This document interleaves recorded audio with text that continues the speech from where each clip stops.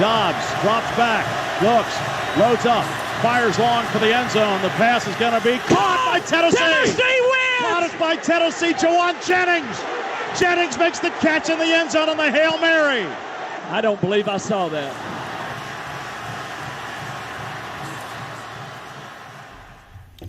What's going on, Facebook? What's going on, YouTubes? We're back, and we've got a very special guest, Billy. You know, we've been working hard, Billy, on this show, getting people to come on. We got Coach Fulmer, and now we've got another face of the Mount Rushmore of Tennessee football, none other than the voice of the Vols, Bob Kesling. Can you believe that, Billy? Hey, it's a very shocking opportunity that we have Mr. Kesling on the show here. And Bob, hey, thanks for being on the show today, man. It's just a pleasure to have you on, and thank you for coming again, man. I wouldn't miss it, Billy. Anytime I get to talk to you, that's a pleasure for me and an honor. So thank you. It's always good to see your smiling face. Well, I haven't changed much with the smile, man. I keep that smile 24/7. No, you haven't. You never have. Always a great attitude. Well, the first thing I wanted to ask you, man, is something I know you get this question all the time. So what do you think about the team and how they're going to be this year, my man? Well, I still think that it's a growing process, and everybody thinks you just snap your finger and suddenly these young kids can turn into all SEC players, and it just doesn't happen. And Billy, you knew that when you started out at Tennessee. It takes a while to get adjusted to the speed and the strength and the size of the guys you're going up against. It's a lot different than high school, and it takes, unless you're really a special player like a Trey Smith or somebody like that, it takes a little bit of time. So again, this year Tennessee's been playing a lot of freshmen, a lot of redshirt freshmen, a lot of sophomores against veteran teams like Georgia and Alabama and some of these folks. So, to expect this team, I think, this year to jump up there and suddenly, beat Georgia and beat Florida and South Carolina and win the SEC East, that might be stretching it a little bit. But I don't think it's out of the realm of possibilities that they're going to be a lot better than they were last year. And I think they've gotten a lot of more of the type players that Coach Pruitt's looking for. Now, they still have to get some experience. They still got to grow a little bit. But when you look at what Alontae Taylor and Bryce Thompson did last year, getting a lot of reps and a lot of snaps, I mean, those are good quality football players, and they learned a lot last year. Well, now it's their time to lead these other young guys that are going to join them back there and get them better. And Jared Garantano's got to take another step this year. He's got to be better. And then I think everybody hopes that Jim Chaney's going to have a big influence on him. So there's no question that Garantano can make all the throws, but it's just his technique a little bit needs to be tweaked. He needs to get rid of the ball better and needs to be more just decisive. I think, Jared's one of these. He's a very intelligent guy, and I think he stands back there and wants to be perfect. Well, a lot of times a quarterback in the SEC doesn't have to be perfect. He just needs to be effective, and I think that's where they're trying to get Jared Garantano. I feel the exact same way about that. Bob, and also something else I wanted to talk about, man, was, I know you've been in this business for a long time, and me just trying to scratch the nail of to get off the ground myself. So what has changed now, from the first day that you started this here up until today now with you? Well, I think a lot of things have changed a little bit. There are much more opportunities now. I mean, Billy, when I was getting started back in the 70s, we wouldn't even have thought about doing Periscopes and Facebooks and Twitter and all that kind of stuff. Everything was basically on typewriters and the AP wire and reel-to-reel tape players and those type things. So the technology has changed, and the technology has opened a lot of doors to a lot of different venues for people to go down. When I started, you had basically 3 television stations in town, and then you had maybe a radio station or 2 that did sports. And those were your only vehicles to get started. So I always used to say when I was getting started back in the 70s, there were a lot of great sportscasters that were selling insurance or doing financial planning and those type things because there just weren't the opportunities. But now young people are creating their own opportunities. They're making their own channels and their own vehicles to get things down. Now, with that, there's a lot of danger, and I think that's one of the things that how this has all changed is when when I was working at my first job was at WIVK, and I was in school, and it was back like 1976, 1977, and it's right when they were getting ready to make the coaching change to go from Bill Battle to Johnny Majors. And we'd been chasing the story, trying to figure out what they were going to do and if they're going to fire Coach Battle and Coach Majors coming off the national championship at Pitt, and it was what everybody was talking about. And so I was just a young pup. I just started. I mean, I didn't know what I was doing very much in radio. And we had a sports director who was pretty seasoned and had some connections. And so he comes walking in one morning and all excited. And he said, "Okay, I've got the story." So they're going to fire Coach Battle and they're going to hire John Majors. And so they said, "Bob, you need to go on with this this morning." And I'm going, "Holy moly, I'm going to be able to talk about this big story." And the news director pulled us both over. His name was Mike Hammond. Pulled us both over and said, "I'm glad you guys have got this story, but let me tell you, if it's not true, I'm going to want to have your three sources, and I'm going to call all three of those sources. And if they tell me that they didn't tell you that, I'm going to fire both of you. You guys understand that?" And I'm going, uh-oh. Maybe this big scoop is maybe a little dangerous to maybe go on with this. But Paul said he was sure on it, and we went with it, and as it turned out, it was true. But, that doesn't happen anymore. These young guys coming up, they don't know what three sources mean. I mean, that used to be the standard. I mean, everybody had to have three sources before you went with a story.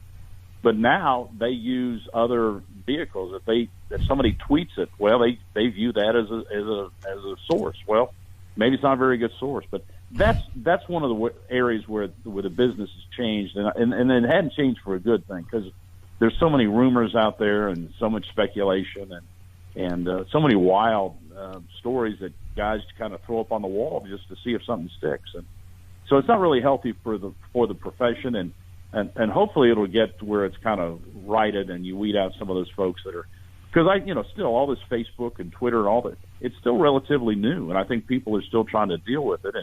And after a couple of sources and a couple of people get burned using those sources as those people as sources, then maybe it'll change. But it is exciting, though. I mean, there's so many vehicles now for people to get their news, and everything has to change. The 6 o'clock news on the local TV stations, they're going to have to adjust too, because people are getting their information someplace else rather than waiting until 6 o'clock. By 6 o'clock, they already know what's going on. So you better have something else at 6 o'clock to interest them, or they're going to tune away and go someplace else. Well, Bob, I'm glad you outed yourself on your age there, because I was a little nervous bringing this little fact up. But do you realize there's people walking around in Vol Nation that are in their mid-20s, maybe even 30, that you are the only voice of the Vols that they know? They never got to hear John Ward. And I wanted to ask you, what was it like not only doing it for 20 years, but going back and feeling John Ward's shoes? Well, I mean, it was an honor, first of all, that Coach Dickey even asked me to do that. Second of all, it was a challenge. I'm not going to tell you it wasn't. And I had more people in the business tell me not to take the job than to take the job, because they always said, you want to be the next guy, but not the guy that follows the legend. And that's kind of true in coaching or broadcasting or whatever. But, it was my team. I played at Tennessee ever so briefly, but I did play, and I went to school at Tennessee. And I don't think I would have taken any other radio job other than Tennessee because it was just special. And I was honored when Coach Dickey called me. But I had more, it was interesting. John announced his retirement before the start of the 98 season. And so he did the victory lap. And everybody honored him every place he'd been, and rightly so, he should have been. But I didn't talk to Coach Dickey at all, and it's an interesting story. I never sent a resume in or a tape to Coach Dickey. Didn't even talk to him about the job. I didn't know if I was a candidate for the job. I didn't really want to be. If they didn't want me, I didn't really want to be one of those guys that was pressing to get the job, because I had a great job. I was doing SEC football and basketball for Jefferson Pilot on television. which was a great job. And then, of course, I was working at Channel 10. So I had 2 great jobs, and I knew if I quit either one of those, they'd have 300 tapes on their desk the next day trying to take that job. So that was a great job. And but, you know, when your school calls and wants you to do something, you take the chance. I had plenty of background. I was fortunate. I sat next to John. While I was in school, I got a job as the film editor on the Bill Battle Show back in the mid-'70s. Got paid, I think, $15 or $20 a game, and Ward said I was way overpaid to do that. But I just go in there and I clip the camera stops out of the game film, and then I glue it back together, and then John and Ernie Robertson would come in and pick out the highlights they were going to use on the show. But I just hung around after I got done with my job to watch John work and how they put the show together, and we did it at midnight over at Channel 6. And then they would, and this is you're talking about technology, when they would tape, we'd get done taping the show, they'd make dubs, and then they would get somebody to drive the film of the show to Nashville and Memphis. Had to get it there overnight because the show, was on Sunday morning. They had somebody else take it to Atlanta, to Chattanooga and Atlanta. They had somebody else take it to the Tri-Cities and to Asheville. And so they had these guys driving all night to make sure that, because there was no satellite back then. You couldn't just pop it up on a satellite. And so they had these, like the Pony Express, trying to get the show around. And but I was able, through that, to try to be the best film editor I could on the show. I think John saw that, and then when they had an opening for a spotter on the radio broadcasts, he brought me in because he also liked the fact that I played football and I knew something about the game. And that's kind of important because the spotter is kind of the announcer's assistant during the game, helping him identify players and who made a key block and who tipped a pass and recovered a fumble and all those type things. And so I was able to do that for 15 years. So what a classroom it was for me sitting next to John Ward for all that time, learning how to do a game. Now I had chances because of the fact I was on the Vol Network. A lot of small schools would call me occasionally and want to know if I'd be interested in doing their play-by-play. And I kept thinking I'd be much better off sitting next to John, learning how to do this rather than going out in the wilderness and kind of being on my own. And of course, there's a lot of different trains of thoughts on that. Sometimes, you go out and get your experience and make your mistakes and then try and get better. But I thought I'd learn a lot more, and sitting next to John and learning how to be a broadcaster. And to me, that was the greatest lessons I ever learned. And so that really helped me. I wouldn't be here without having done that. But then it came the chance that Coach Dickey called, and then I had to pull the trigger and see if I wanted to do this. And but I think in this position, you have to have confidence in yourself that if it doesn't work out, you can always find something else to do. And I think that I had that confidence that I could do it, and it's worked out. Starting Tim Priest and I and Bert Bertelkamp, we're all starting our 21st year. And one thing we're proud of as well, for over 50 years now, the people that have sat in the Vol Network broadcast seats are all University of Tennessee grads. And so it's special to us, and there's no other network in America that can claim that all their announcers are Tennessee grads. And if you listen to Bert and Tim, they kind of wear their passion on their sleeve a little bit. I always say within 10 seconds of listening to one of our broadcasts, you can tell whether Tennessee's winning or losing by the inflection on Tim and Bert's voice. So we all enjoy it. We all have a passion for Tennessee, and I hope that comes through on the broadcast. Well, Billy just informed me my video feed went out, but we're just going to keep rolling. That's what you have to do in this business. It's live broadcast, man. That's what's up. To improvise. But you kind of answered my next question, your path into this role as the voice of the Vols. So I'm going to change my question out. What's it like sitting next to a former player in Mr. Priest?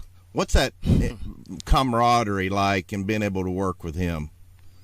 Well, it was a key trying to find the right guy to be your analyst, and it's got to be somebody that you like and respect, but they've got to add something to the broadcast. I mean, John and Bill Anderson had great chemistry, and that's what made that click.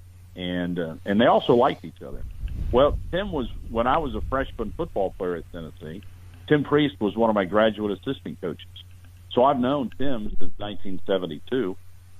Tim did some when I was working at WIVK. Now it's the big powerhouse station here in town. But at that time, we didn't have the football game. We didn't have the Tennessee game. We didn't have the Vol Network. And so we did things around that to make people think we had the game. Doing extensive pregame shows, and then we did postgame shows and did the football finals, which is a long-running postgame show still on WIVK. Well, Tim and Joe Thompson were the guys that, and Bobby Scott. Those guys came in and they did football finals. And so I was working at IVK and got to know them then. So when we went to try and find a color analyst, and we had a list of 5 or 6 that we looked at, but Tim A. was a former player, a great player at Tennessee. And I think if you need an analyst, you either want to have a quarterback or a defensive back. And if you go back down through the years, I think the best analysts on TV are guys that are either former quarterbacks, former coaches, or former defensive backs, because they see the whole game. No offense to Billy, but I mean, defensive lineman, you're kind of focused on that big, ugly guy right across from you. You don't really see the whole field. But especially if you're a free safety like Tim was, you kind of have to know the whole game. So, and Tim's a lawyer, so he also knows how to be succinct and quick and get his thoughts out there and, get out of the way and let me start calling the play. And we needed somebody that wanted to do post-game interviews, and Tim, as a lawyer, knows how to ask questions, which is a key thing for a post-game guy. So Tim just checked all the boxes, and the fact we were good friends and had worked together before was a key to that too. So I've been blessed because Tim is, again, as you know, he's very passionate about this stuff, and he also can analyze it really quickly because one thing also, he coached at Tennessee too. That's how he put himself through grad school, and he was with George Cafago. They'd go out scouting together, and can you imagine riding in a car for 3 or 4 hours just talking to George Cafago and the experience you get from him? So he was just he was a no-brainer, really. I mean, he was a perfect fit for us, and so Tim's been great, and I've really enjoyed working with him. Well, Bob, one thing I've been wanting to ask you, and I told Bobby this here, I was going to ask you, what was your, most memorable play call or anything that you saw back in the day was your top memorable call? Well, I think my favorite play, because they're 2 of my all-time favorite players, was the 6th overtime victory over Arkansas when Casey Clausen hit Jason Witten right down the middle, and Tennessee scored in that 6th overtime to knock off Arkansas. And Casey on that game had hurt his collarbone earlier in the overtime, second overtime, I think maybe. And so the trainer comes up to him and says, Casey, I think you cracked your collarbone. And Casey says, so what? Big deal. I'm not coming out of the game. And Jason had gotten dinged a little bit, so I think it was one of those plays, Billy, how that goes. The ball comes at you, and you see about 4 of them, so you try and catch the one in the middle. And I think that's what Jason did on that touchdown. But he caught it and scored, and I was just so happy for both of those guys. And, so that was one of my favorite plays. The victory down at the Orange Bowl when Tennessee upset Miami. That was a big game. Any game at Notre Dame is special. That's one of my favorite places to call a game because of their tradition, and I've been fortunate to call a couple of games there. So. And, beating Alabama in 5 overtimes down in Tuscaloosa was pretty special, too. So, anyway, there've been a lot of great moments. Not as many as that Tim and I would both have liked. We'd like to have some more coming, and we hope they're on the way. But we're both blessed, and I think, and Tim and I say this all the time, every time that tee opens and those orange shirts come running through that tee, it's always special. So, one thing that I got when I did Jefferson Pilot games for about 10 years or something like that, I think, doing sideline and play-by-play for Jefferson Pilot, and I only got a handful of Tennessee games during that time. And luckily, Billy, because you guys were so good, you were always on prime time. You usually didn't get that Jefferson Pilot game very often, but being away from Tennessee every weekend. and going to Ole Miss and going to Mississippi State. And each school has their own special tradition and all special the thing that makes them different from other schools. But when you're away and you see these other schools, it gives you just such a bigger appreciation for what we have at Tennessee, from the stadium to the pregame to the tailgating around, just the passion of the fans. You know, it's different and unique. And Lindsey Nelson once told me, and I was fortunate, you know, I had two great mentors, and I was really lucky with John Ward and also with Lindsey Nelson. When Lindsey retired from doing Notre Dame football and doing NFL football and college football on CBS and Notre Dame and all that kind of stuff, he moved back here, and he lived up on Cherokee Bluff, and he overlooked the campus. And he always used to say every morning he would get up and get his orange juice and a newspaper and go out in the back porch, and he'd salute the general, and he'd sit down and read his newspaper after that. So he had a great passion and a great love for Tennessee. But he used to do a thing called Lindsay at Large at Channel 10, and he'd come over and it'd be kind of like an Andy Rooney. People that remember Andy Rooney on 60 Minutes. He'd do a little 5-minute vignette on something, anything, and they were just fascinating. And then it wasn't about sports. It was about the pipe organ at the Tennessee Theater, or it was about how Gay Street got its name in Knoxville, or, you know, who General Nealon was, not his, his coaching, but his background, and things like this, fascinating stories. And then he'd get done, and he'd go over to the Regus on 17th Street, which was a great restaurant. And he'd sit in there, and after his wife died, kind of be in there by himself. And I'd drive by after I get off the news at Channel 10, and if he was sitting in there, I'd kind of barge my way in and sit with him, and we'd talk. And he just gave me all kinds of wisdom about the business and how to approach it and how to be a professional and how to treat people and those type of things, because that was his strong point. But he told me something two things that really stuck out. He said, first, don't take a job for the money. Take a job for the passion of it. And he says, because when you get good enough at it, they throw money at you. But until you get good, they're not going to throw money at you. It's your job to be passionate enough about the job to get good enough that they want to pay you to do it. And I always thought about that, and that's true. I mean, when you get good enough at something and make your, carve your own niche out there, that, you're going to make it in the business. And he always also told me, don't take a job unless there's passion for the fans. And he said, you could be doing the greatest broadcast that you could ever do, and if nobody's listening, it's no fun. So when you make your selections, make sure that you pick a school where there's passion, because if you don't get feedback and you don't think it's important, it's not going to be any fun doing the games. And so we don't have that problem in Tennessee. I mean, we've got the most passionate fans that I've ever seen, and even through the thick and thin, they're always they're always thinking the next year is going to be that year, and it doesn't matter how bad it was last year. Well, this is going to be the year. This Garantano is going to be great, and all these receivers are going to jump up there and be great, and our offensive line is going to come together, and we're going to find somebody to rush the passer, and our defense, Bryce Thompson, is going to be the All-SEC, cornerback, and we're going to be great. And it's like that every year, which is it's great. I mean, it's kind of at times you kind of think, where do they get all this optimism? But they seem to have it every single year, and I feel it this year. I mean, I've talked to people all the time. They're telling me that Tennessee's going to win 10 games this year. I hope they're right. I hope Tennessee does. But that's just the way it is every year, and that's another reason that factored into me taking this job. Well, you gave us a good segue into my next question. I was listening to a John Ward biography or a special, and he talked about his relationships with the broadcasters of other schools and kind of the gamesmanship. It was like with Larry Munson trying to beat him to the stadium. What is your relationships, and is there anything, is that kind of camaraderie still going on as it was back in John Ward's days? Oh yeah, it's still there. When you look at it, it's a very exclusive club. When you talk about people that are doing SEC football on radio and TV, there's 16, 17 guys in the country that are doing it. Well, that's pretty selective. And we kind of all know that what the hardships that go with it, the sacrifices. I mean, there's a lot of traveling. There's a lot of being away from your family.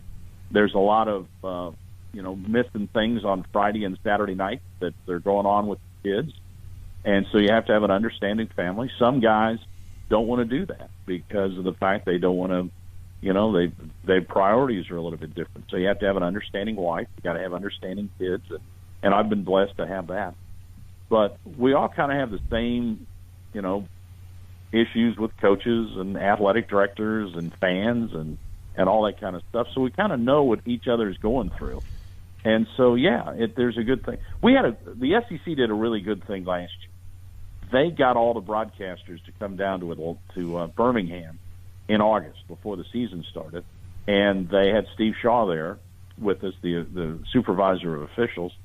And he went through all the rule changes and kind of talked about changes. We got to see the replay set up down there in Birmingham and kind of got a better appreciation for the how difficult that job is to do the replays.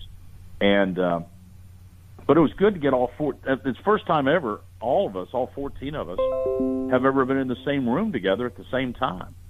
And so you got a chance to talk to guys. And, Eli Gold and I have been buddies long before he was the voice of the Crimson Tide. He came to Alabama to be a hockey announcer for the Birmingham Bulls. And then he did minor league baseball. And so when he got – and then, of course, he was doing NASCAR too. And so if the Birmingham Barons were coming to Knoxville and he had a NASCAR race, then he would call me and I would do the Birmingham Barons game for him from Bellmeyer Stadium. And so, we all have kind of a relationship and kind of cover each other's back a little bit. So, yeah, it's special. And it's I remember, too, when I was a young broadcaster, I was doing Jefferson Pilot, and Kaywood Ledford was the voice of the Kentucky Wildcats, and, of course, a legendary voice, and just one of the nicest gentlemen that I've ever met in my life. And here I am. I'm this young broadcaster, and I'm really kind of trying to figure out why in the world am I at Rupp Arena doing a basketball game on Jefferson Pilot television. And Kaywood would come up to me before and he didn't have to. And he'd come up and say, "Bob, how are you? Is there anything I can do for you? You okay? Anything you need to know about Kentucky or this?"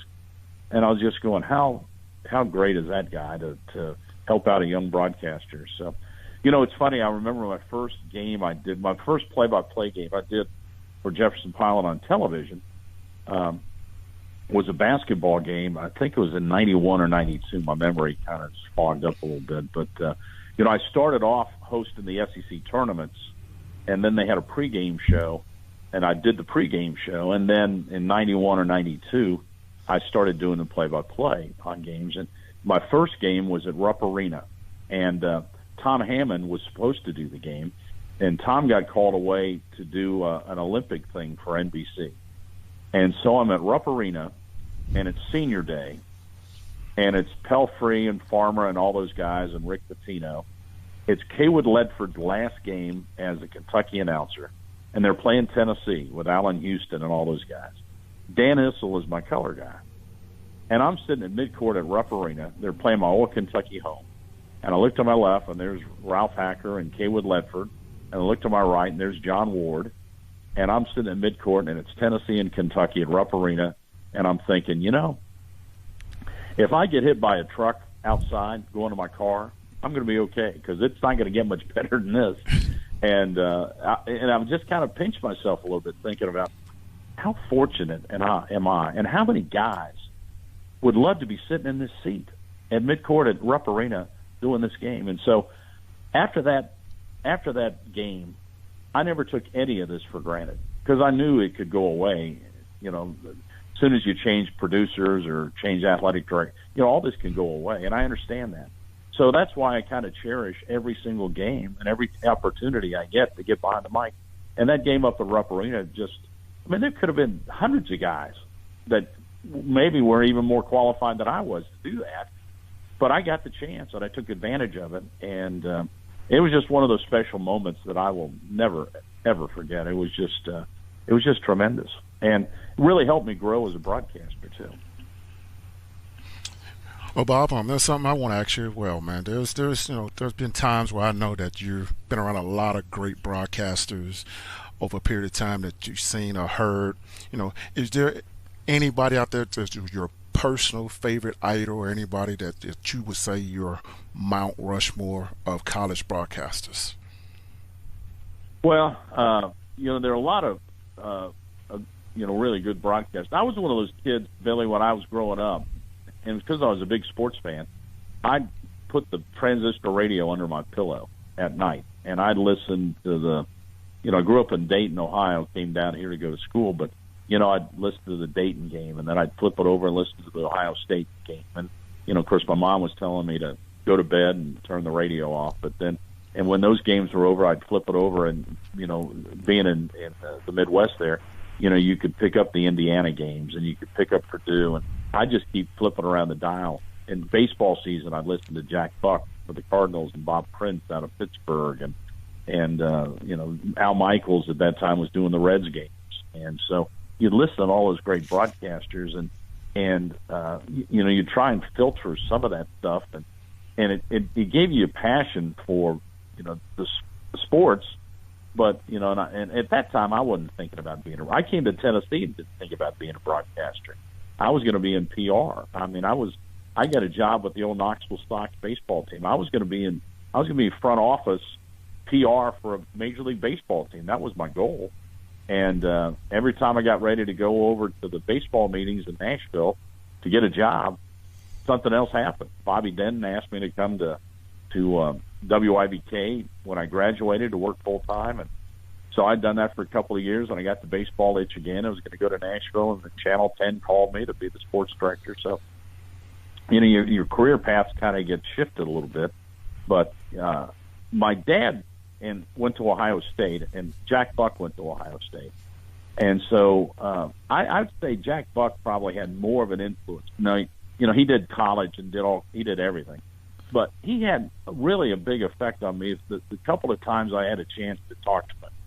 And I just thought he was just a wonderful broadcaster, had that unique voice, and very distinctive. And he told me something one time that really influenced me, because this was after when I was a little pipsqueak and just growing up. If the Cardinals were anywhere close to where we were, my dad would take me to the game and let me meet Jack Buck and talk to him a little bit, because I didn't know what I was doing. And then as I got a little bit older, I got a little starstruck, because he was, I'd see him on TV and listen to him doing the Cardinals games and everything.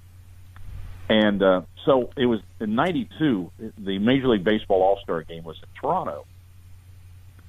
And we would, at Knoxville at that time, was the Toronto Farm Club. And so the Ed Holtz, who was the general manager of the ball club here in town, got me a couple of tickets to go to the All-Star game in Toronto. So a buddy of mine here, we flew up there, went to the game. We're coming back the next day, and we're changing planes in Pittsburgh. And so I got off the plane, and Jack Buck was standing right there. He was on the same plane coming out of Toronto. And I went up and reintroduced myself to him, and we were talking, and he asked me what I was doing, and I was telling him, so he asked me if I had any questions, and I asked him, I said, everybody has so much respect for you, and everybody likes you. How do you keep the players on your side? How do you keep the players from, you've got to be, sometimes you got to be critical of them. So, but I've never heard one player say one, cross thing about you. He said there's a couple things. One, you have to tell the truth. If you tell the truth, the players, at times, they might not like it, but they'll know it's the truth. If Ozzie Smith doesn't run out a ball to first base, and I say that on the air, he's not going to like it, but he's going to know that he didn't run it out. And so you tell the truth. And he said the other thing I do, which I thought was just remarkable, he said, I treat the players on the field as if they're my own sons. And he said, it's my son that's not trying to drop a pass on purpose. It's my son who didn't mean to miss the tackle. It's my son that missed a wide-open receiver down the field. It's my son that had a punt block. I treat them like they're my son. Now, you've got to report the truth, what happened, but you don't have to pile on. You don't have to, I can't believe he's even playing. I can't believe they got him out there. There's got to be somebody better than him. He said there's a difference between that and, well, he should have caught that pass. He dropped it. He should have caught it. Well, a kid after the game is going to tell you he should have caught it. So the difference, I think, is pretty stark. And that has just reverberated with me all these years, that, these are just kids out there playing a game they love. And while the fans take it as life and death, these kids have to live with the result. Billy, if you had not recovered that fumble, your life probably would be a lot different right now. I mean, you recover that fumble and suddenly you're in Tennessee lore for the rest of your life, whether you like it or not. And that's a great thing. Well, you got to remember that these are kids that are just out there trying to make a play. And so you need to back off them a little bit. You don't need to pile on. And so I think that one conversation I had with Jack Buck, I think really helped shape my broadcasting philosophy and how I approach things, because I do think you need to be honest and you need to tell people what's going on in the game, but you don't need to beat these kids up. And so and trust me, the last couple of years, there have been plenty of chances for us to beat up these kids, but you don't do that because it's not fair to them. Well, Bob, I tell you what, this is just, I'm sitting here listening to you talk about all these stories and anecdotes that you've had in your career, and I had no idea a lot of the things that went on in your job and your thought processes about treating the players like your son. And this has been, to date, one of my most enjoyable parts about starting this show a year and a half ago. And I really want to thank you, and I know Billy thanks you for coming on the show, taking nearly 30 minutes of your time to visit with us today. Well, it's my pleasure. And again, Billy's one of my favorite guys. I always enjoyed covering him when he was at Tennessee. And, Bill, I hate to admit this, but I was doing a Jefferson Pilot game in that Arkansas game. And I was sitting there, and they were loading the plane. And I'm in the waiting room. I don't know where I was coming back from, Baton Rouge or someplace like that. But I'm sitting there trying to watch that Tennessee game and trying to stretch it out as long as I can. And then Tennessee goes down there and doesn't make the first down, and they get the ball back to Arkansas. And the flight attendant says, "You've got to get on the plane, and we're leaving you." So I get on the plane thinking that Tennessee had lost the game, that Tennessee hadn't beaten Arkansas. And I got on there right before you made your big play. And I remember, so I flew all the way back to Knoxville depressed, thinking that Tennessee had lost that game. And then I get in the car and I turn on the radio and I listen to one of the post-game shows.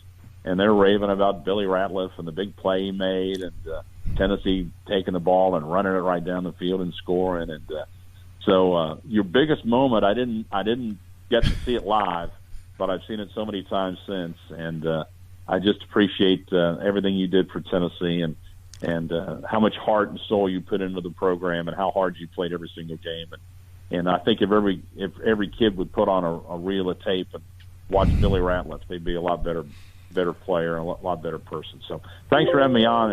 It's been a pleasure. Anytime you guys need me, just let me know. Thanks, Bob. Thanks for coming on, my man. Thank you so much. You're welcome, guys. Have a good day. Wow, Billy. I tell you what, I wasn't expecting this show to go like this, man. That was awesome, wasn't it? It was great, man. It blew me away, man. I was, so excited just to hear some of the things he was talking about. I didn't even know all these things happened behind the scenes like that. Just, the perspective that he put it in with the way things are created, like these videos that we're doing and the way they did it back in the day for us, like sources. I remember even in school, you had to have sources to be able to prove that, this paper or these things was real. Now it's more of a he say, she say thing, and he said it perfect. Without sources, it wasn't credible. And the way the world works now is nothing like that. So I enjoyed that. Yeah. That was special. I love the fact that he said that. I tell you what, there at the end, when he talked about the Arkansas game, I wonder what that was like, getting on the plane and thinking your team's lost and landing, getting in the car, listening to the radio, and finding out, we won. I bet that was some cognitive dissonance going on. I remember watching that game, Billy, and I don't know if I've ever told you. I may have, but I don't know if I put it on air. But I was watching that game, and I was so upset when we didn't convert, and I'm like, this is it, and I almost didn't want to watch it. Any more of it, but I'm the type that I've got to watch the whole game. I don't care if we're losing 40-0. I'm going to watch every play, and then 2 plays later, you have a tackle for a loss, and I'm like, well, you know what? If we can get a timeout here, we might have a few seconds left because they'll probably get a first down, and then the rest is history. So I can imagine what he was feeling. He had to go through a lot more torture than I did. Oh man, I can't even think about it. I mean, I've done that with some games myself where you go to sleep on like a college football, college basketball game where they have lost and wake up the next morning they won by 6 points. You're like, what? How did that happen? You're just mad at yourself that you didn't get to watch the end of that game. So I know what he was talking about. Yeah. Well, anyway, guys, I tell you what, if you like this interview we had with Bob Kesling, I want you to hit that like button, and don't forget on YouTube to like with that bell notification. Subscribe to us.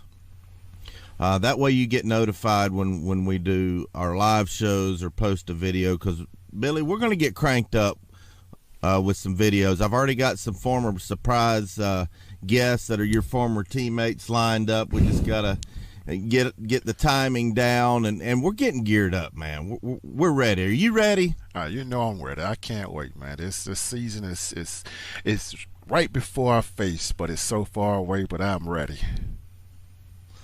Yeah, me too. I wished it was here tomorrow, but I feel for those kids that's got to get out in that summer heat and practice. But they better get out there, bust their tail, and win us some ball games. And those of you on Facebook, don't forget to like and follow our page, Volunteer Roadshow. But those of y'all that have been watching me for the last year and a half, y'all know what's coming next. Thanks for tuning in. Go Vols. All right, Billy, this is going to be my first major prediction of the start of our covering football. Billy, I don't care what anybody says. We're going 15-0. I promise you that. Woo, man. Yes, sir.